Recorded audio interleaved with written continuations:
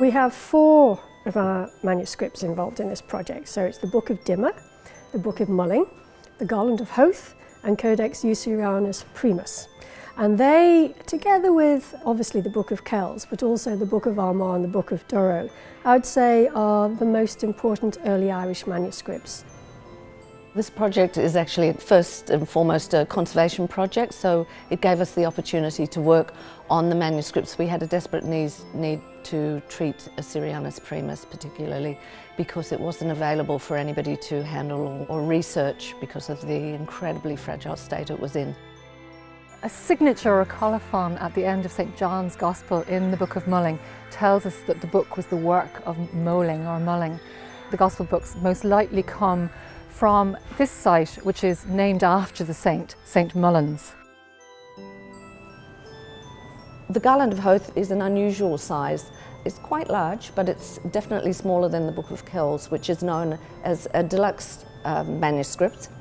And it's larger than the Book of Dimmer and the Book of Mulling, both of which are small pocket gospels, so they sit very nicely in the hands, whereas this one's slightly larger, so has a bit more grandeur to it. The Book of Dimmer is so called because at the end of each of the Gospels we have the signature of Dimmer. And according to legend, Dimmer was the scribe of St. Cronan of Roscrea. And legend has it that Cronan asked Dimmer to write him a Gospel book, but he needed it in a hurry. He needed it written in a day. So Dimmer set to write the Gospel book, and miraculously the sun didn't set for 40 nights. So he managed to achieve that task within the prescribed day.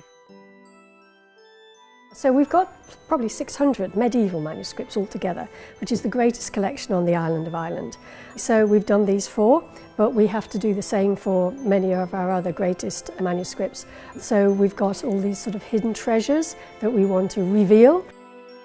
The conservation of the books was incredibly valuable for research within the university because it allowed the books to be fully digitised and made available not just to the college community but actually to the world. So they've been opened up to the world for the first time.